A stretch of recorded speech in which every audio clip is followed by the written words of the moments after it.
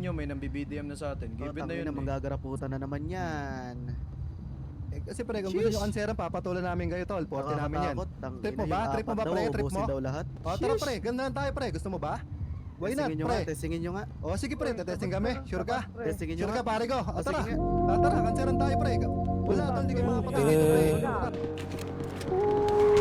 Di lahat ng nakikita Pin down. totoo. Minsan ang hustisya hindi para sa lahat.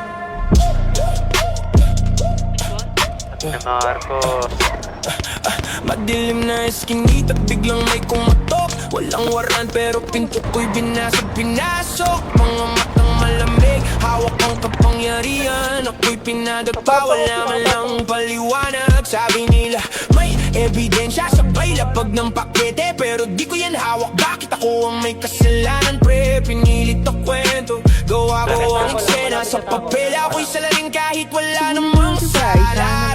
Ang kapalit ng katahimikan ko. Boses ko'y nalunod sa sistemang bulok. Sa bawat sigaw ko tila walang nakikinig. Sa laban ng mahina, sino ba ang didinig? Tinanim, kasalanang di akin. Buhay ko'y winasak sa isang maling gawain.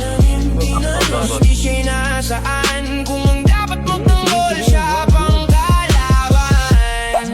Bumaba na.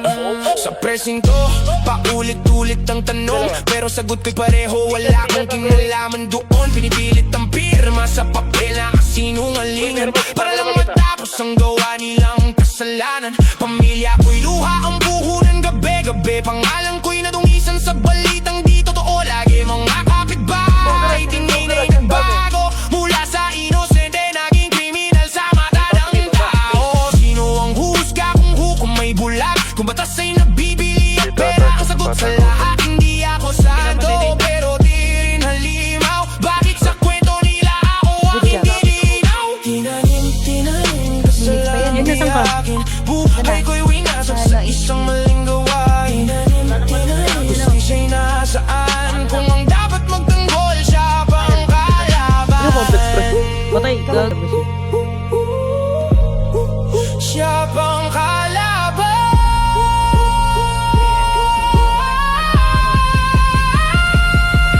Kung may Diyos na nakatingin sa taas,